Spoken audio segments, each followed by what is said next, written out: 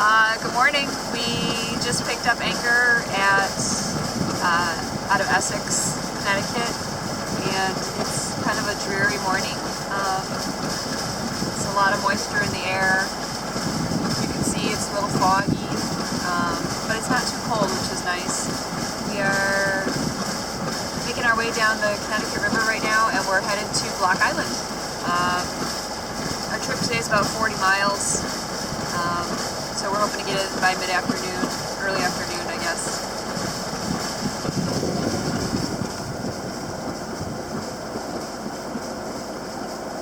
As I mentioned, we left Essex on a dreary morning with the goal of sailing to Block Island, Rhode Island. The sailing distance is approximately 40 nautical miles from the mouth of the Connecticut River, through the Race, an infamous currents convergence, past Fisher's Island, and through Block Island Sound. Coming out of the river, we discussed whether the fog would lift or not, and decided after checking the weather multiple times that we would continue on, and that the day would clear and we'd have a beautiful sail, though probably not with much wind. However, the weather had a different plan, and we ended up in our first real heavy-duty pea souper. As we approached the Race, I could hear the irregular water conditions before I could see them. This area is called the Race because of the strength of the current that runs through here, the area between Fisher's Island and Plum Island. The current can be as stiff as 3 to 4 knots, so you want to make sure that you time your passage correctly and you're not going against the current. The waves seemed to come from all directions and at varying intervals. This was making even Jeff a little queasy, and me a little bit nervous. Once we were out of the Race, a thick, damp fog settled in. We were initially keeping visual tabs on a boat that slowly overtook us, but her sails soon became lost in the creamy white fog. If you viewers only knew what was happening behind that part of the Dodger. If you have never sailed in fog before, I can tell you that visually it appeared like we were going to sail off the edge of the earth. Audibly, we could hear sounds of boats all around us and planes flying overhead, but we couldn't see them, and this was really unnerving. Some folks have told me that fog amplifies the distance of sound. But despite knowing this, I still felt the need to make Jeff pinky swear that we would order a radar unit as soon as we arrived at Block.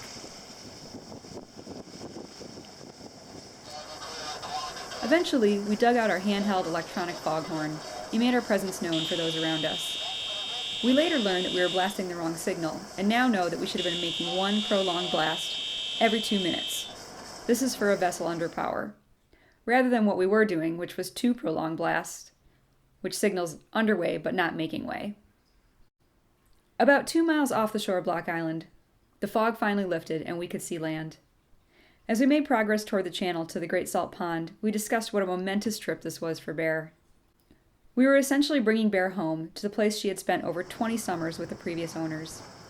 I can't lie, I was a little bit emotional and began to tear up passing the beach on the way in the entrance.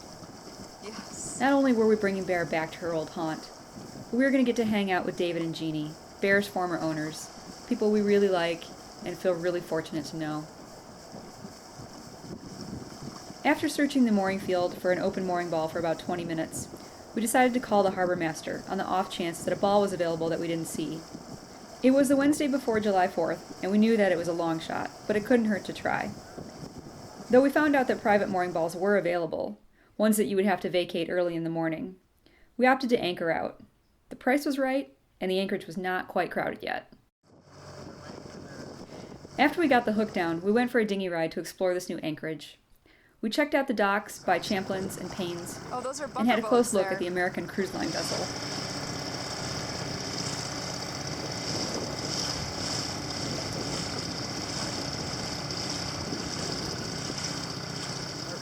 New Harbor. Maybe New Harbor, with quite a raft up already going on Wednesday before 4th of July. This is where the ferry comes in, and so a little bit of downtown. We just walked here. As the sun set on our first night in Block Island, we watched fog build outside the harbor and discussed how awesome our trip was today. The next morning we got up to do some more dinghy exploring. We checked out Rat Island and Trim's Pond.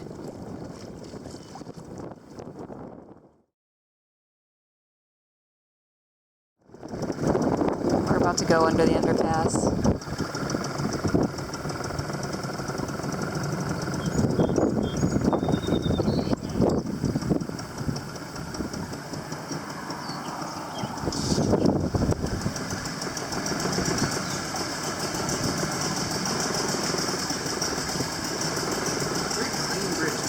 It is. It's like they don't have any teenagers with graffiti here. We ended up over at the beach. It's called Fred Benson's Town Beach. It's a really beautiful place on the east side of the island. After we checked that out, we headed over to the Ore to grab some lunch. Yeah. All right, we are at the Ore, which I think is going to get really crazy a little bit, playing a little bit of bags. And I just had to let you guys know about this awesome drink that I got. It's a mudslide. There is nothing in this except alcohol. There's no milk, nothing, just Kahlua, bay leaves, and vodka mixed with ice. It's delicious.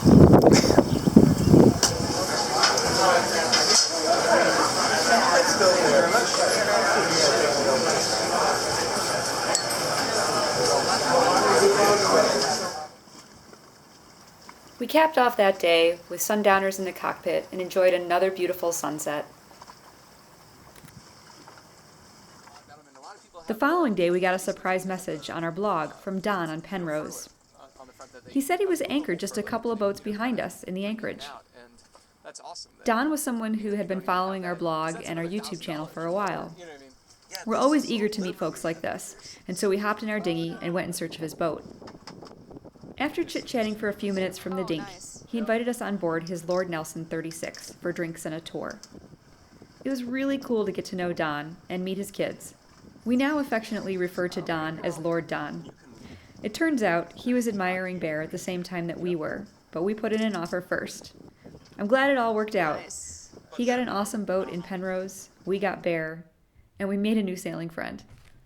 Thanks, Don, for these awesome drone shots of Bear at the Great Salt Pond anchorage. After hanging out with Lord Don, we dinghied to shore and rented some bikes, so we could go check out the Southeast Light. Built in 1874 in the Gothic Revival style, it's a really cool place to check out the water. In 1993, the entire structure had to be moved 300 feet back because of beach erosion. If you're approaching the island, you'll notice that it flashes green every 5 seconds.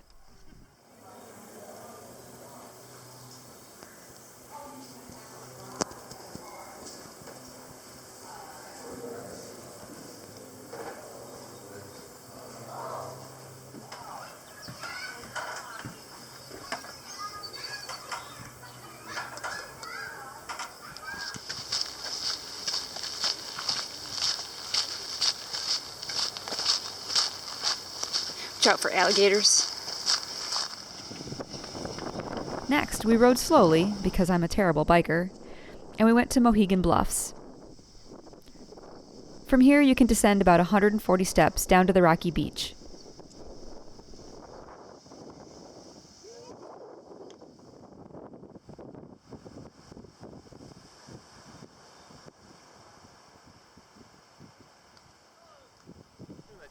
On our way back to the rental shop, we passed the infamous Painted Rock.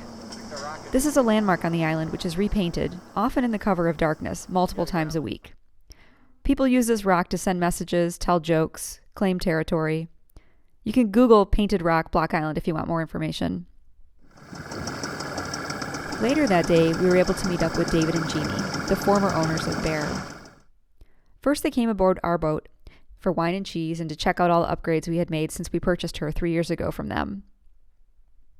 It was great to have them aboard again and hear how they had loved Bear and cared for her all the years they owned her. After a while, they invited us onto their new Nordic tug, named Old Bear, to continue the reunion celebration.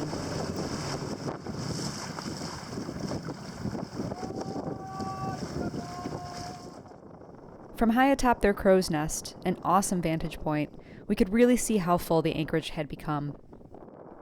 We hope our next meeting with David and Jeannie occurs in a much quieter place, like the Exumas, next winter.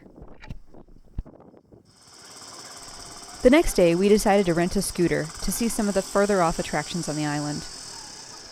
The scooter was fun, but a little bit scary, and I have to admit that I couldn't pass the driver's test. I'm blaming it on the fact that I had Jeff's weight on the back of the scooter.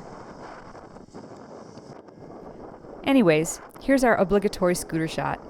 If you spent any time watching SV Delos, you know what I'm talking about.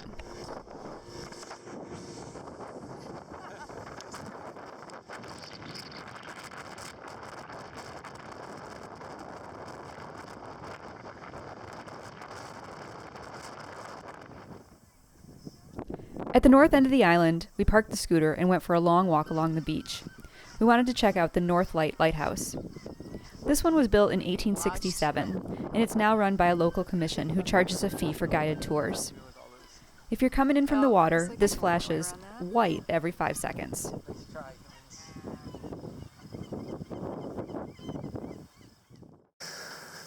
So it's the evening of July 4th, and it's pretty windy out here, as you can probably hear. Just kind of doing a spin through the harbor here to give you a sense of just how many boats are here. We've heard some reports of about 1,200 boats in the harbor, and that really sounds about right. We're out here pretty far from the sort of main area of the harbor where there's some raft-ups of 10, 20 power boats. Even at the marinas, there's some raft-ups of 5 or 10 boats coming off the docks. It's pretty impressive.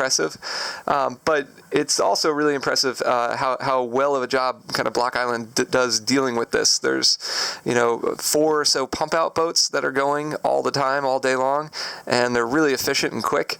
There's a bunch of different launches around, as you can see one going by here. And then there's a bakery boat, there's an ice and water boat, there's kids with who are collecting trash for tips and stuff. The harbor master, the harbor patrols are all doing a really good job too, kind of helping out when there's problems and just answering people's questions. So it's really impressive how they can deal with all of these boats that are here. We're not dealing with it as well, but... So what you doing? Oh!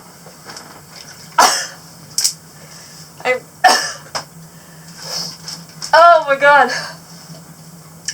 I collected this seaweed today, and I'm gonna dry it and make some cyanotype photographs out of it. And it reeks. It's making me gag. So I'm drying it out in this awesome Block Island Times. It's, kind of like the New York Times, but different. I don't know, I think it smells like freedom. The sunset on July 4th was absolutely magical. The sky lit up with purple, pink, and tangerine, and then the sky cleared for a fabulous firework display. It was a perfect cap to our visit to Block Island. We hope to return in the off-season to do more hiking and to check out the wildlife refuge at the north part of the island.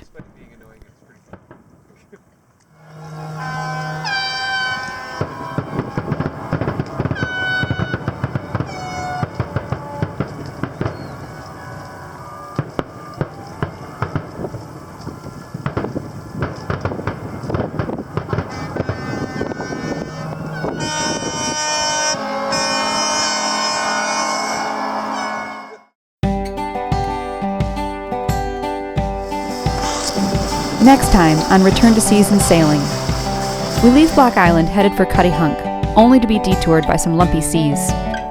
Where do we go next? Tune in 2 weeks to find out.